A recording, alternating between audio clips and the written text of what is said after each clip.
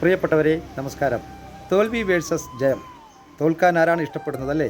എല്ലാവരും പരിശ്രമിക്കുന്നതും മത്സരിക്കുന്നതും റാങ്ക് പട്ടികയിൽ ഒന്നാമതെത്തിച്ചേരുന്നതിന് വേണ്ടിയിട്ടാണ്. തോൽപ്പിക്കാൻ നമുക്ക് നമ്മളെ തന്നെ ആവില്ല. സ്വമേധയാ മനഃപൂർവ്വമായി നമുക്ക് നമ്മളെ തോൽപ്പിക്കാൻ പറ്റില്ല എന്ന് ചുരുക്കം. പക്ഷേ അത് സാധിക്കും മറ്റുള്ളവർക്ക് നമ്മെ തോൽപ്പിക്കാനാവും. തോൽപ്പിക്കുന്നതിന് വേണ്ടിയിട്ട് പലതും പലയിടത്തും പല രൂപത്തിൽ പതിയിരിപ്പുണ്ട്. ചന്തുവിൻ്റെ മാസ്മരികമായ ആ ഡയലോഗ് ഓർമ്മയില്ലേ?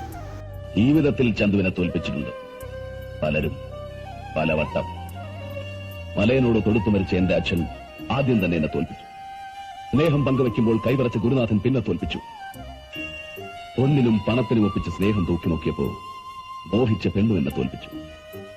അവസാനം സത്യം വിശ്വസിക്കാത്ത ചങ്ങാതിയും തോൽപ്പിച്ചു. നമ്മളെ തോൽപ്പിക്കാൻ നമുക്കാവില്ല, അത് മറ്റുള്ളവർക്കേ ആവൂ. അവർ കച്ചമുറുക്കി ഇറങ്ങണം. തോൽപ്പിക്കാൻ അവരും തോൽക്കാതിരിക്കാൻ നമ്മളും. പക്ഷേ ജയിക്കാൻ നമ്മൾ മാത്രം വിചാരിച്ചാൽ മതി. നമ്മളെ ജയിപ്പിക്കാൻ നമുക്കേ ആവൂ. നമ്മുടെ കഠിനാധ്വാനം, നമ്മുടെ പരിശ്രമം, അതാണ് വിജയികളുടെ പട്ടികയിൽ നമ്മെ കൂടി ഇടം പിടിപ്പിക്കുന്നത്. നമ്മെ ആരും ജയിപ്പിക്കുകയില്ല. ഉണ്ടെങ്കിൽ തന്നെ ജയിപ്പിക്കുക എന്നതിൽ ഔദാര്യത്തോടു കൂടിയുള്ള അർഹതയില്ലാത്ത ജയം എന്ന ധ്വനിയാണുള്ളത്. ഓർക്കുക, നമുക്ക് നമ്മളെ തന്നെ തോൽപ്പിക്കാനാവില്ല, ജയിപ്പിക്കാനേ ആവൂ.